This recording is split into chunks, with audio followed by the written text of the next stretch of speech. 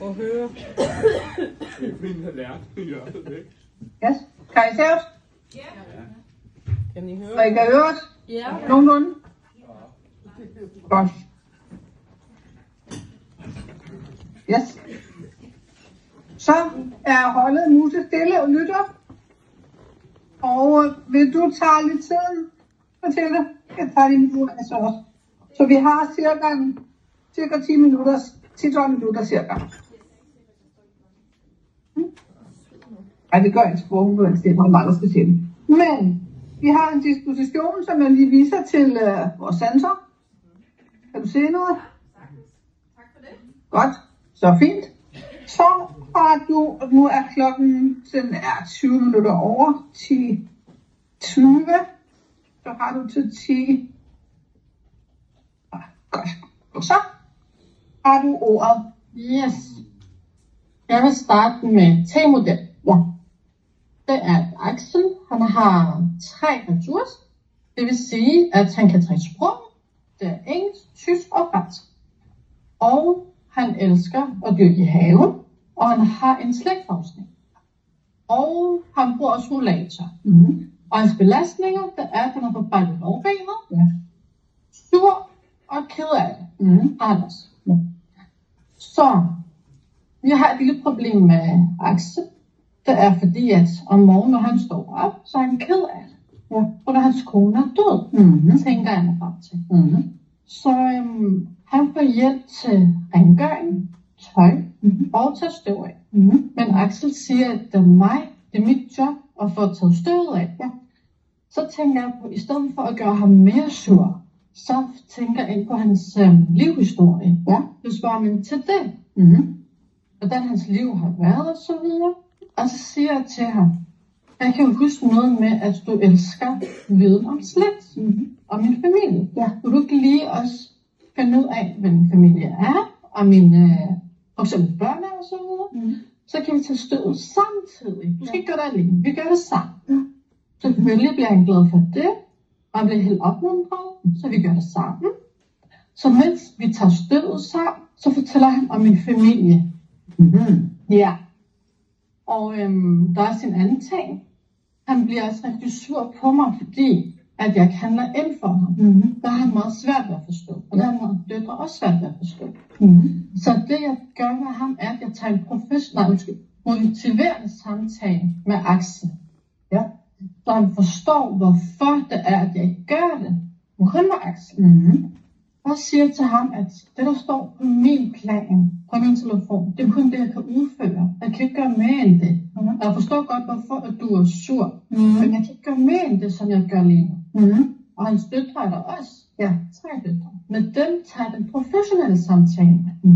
Og fortæller dem, at I er velkommen til at tage en snak med min leder. Ja, fordi at det her er ikke noget med mig at gøre. Jeg fuldfører bare mit arbejde. Så jeg er meget velkommen til at ringe til min leder, så jeg får styr på, så jeg altid også kan få hjælp til indkøbet for eksempel. Altså så jeg kommer hjem. Og der har jeg også med verbal kommunikation. Ja. Ja.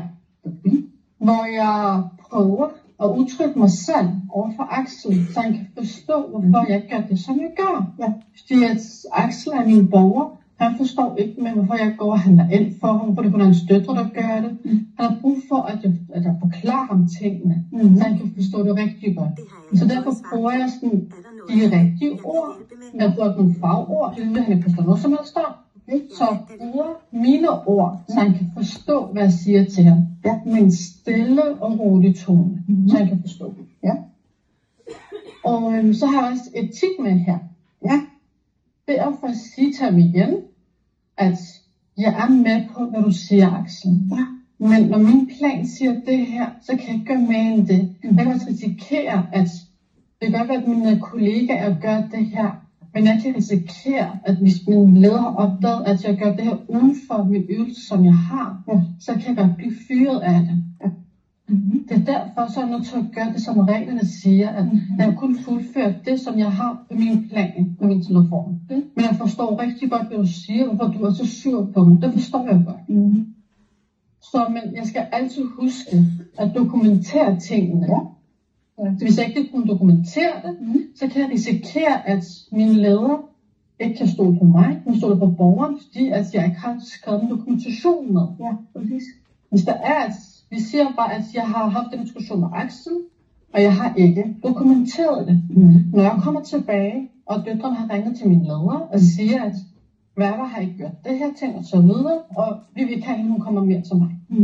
Så fordi jeg ikke har dokumenteret det, så kan min leder godt sige, værter, der er sket det her, har du skrevet dokumentation? Nej, det har jeg ikke. Jamen ved du hvad, så kan vi desværre ikke have dig med på arbejde, fordi vi skal have en dokumentation på det her.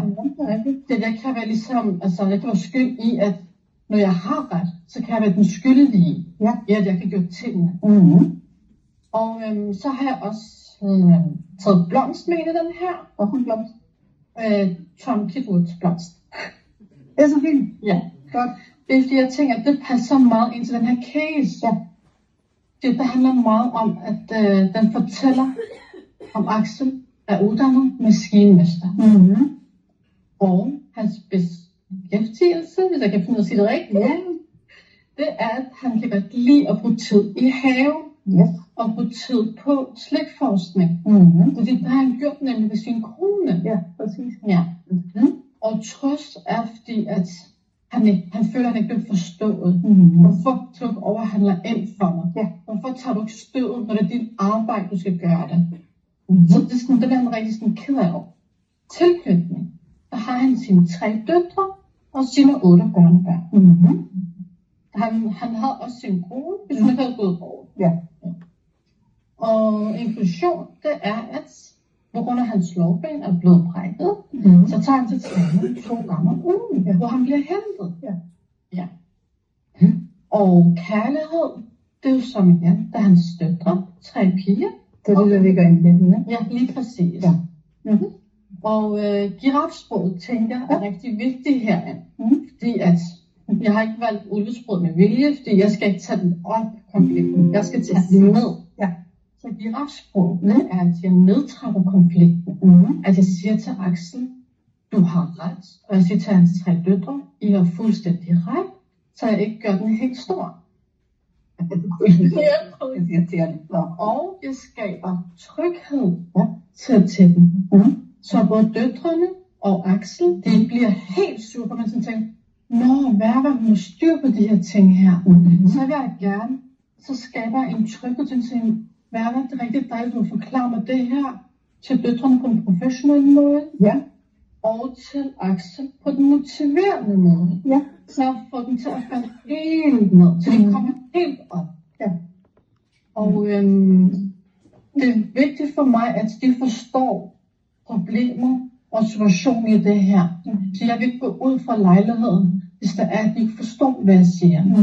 Jeg er nødt til at være sikker på, at de forstår mit budskab til, hvad jeg siger til dem. Det er noget med et budskab. Hvad handler det?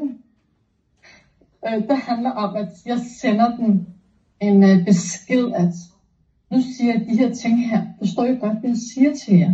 Altså jeg vil gerne have, at de forstår det ord, der kommer ud af min mund. Så jeg ikke bruger alle mulige andre sprog. Så hvis jeg bruger andre sprog til familien, det er jo ikke det, at jeg er ikke hjemmeplejen. De kan ikke forstå, hvad jeg siger. Så jeg skal forstå, hvad jeg siger til dem. Hvad hedder den der model, kan du huske? Om du snakker med budskab, hvor du sender noget. Nej, den anden en. Men det der med, hvor du sender noget afsted. Du er noget, og sender du noget, og så er der en, der gør noget andet. Kommunikationsmodel. Ja. Det er præcis. Ja. Og jeg er meget vild med hans livshistorie. Rigtig meget vild. Hvorfor er den så vigtig, Laura? Fordi at hvis man ikke kender til borgerens livshistorie, så ved du ikke, hvad borgeren kan lide. Og så hvis jeg kommer, så skal jeg kunne læse først på min telefon, hvad der er, han har lavet i sin liv. Hvad han har været, og hvad er hans interesse, og hvad går han rigtig meget op i. Hvis jeg ikke ved de her ting her, så kan jeg ikke danne en rigtig god relation til ham. Og han kan ikke få den der troskab til ham, sådan en tryghed nok. Ja, præcis. Yes. Nu har du, jeg tænker, du har snakket lidt om Kitwood, der er noget med de her behov. Kender du andre teoretikere, der sådan snakker om behov?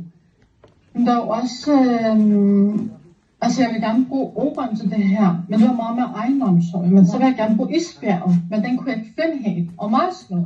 Ja, det var den, jeg vidste efter. Det var Maslow. Præcis. Maslow, ja. Ja, hvad snakker Maslow om? Jamen, den snakker jo ligesom om,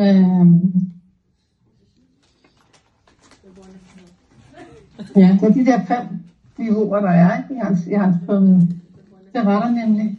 Der var noget med, Det aller vigtigste, når vi skal overleve, hvad er det? ja, Ja. Ja, hvad er det for nogle behov? jamen det er, Hvad kalder vi det? Fysisk. ja, Det er rent fysisk. Det er rent fysik. Yes. Hvad ligger der ovenover? Kan du huske det? Ovenover det, hvad kommer som det næste trin i hans pyramide? det kan ikke være noget med,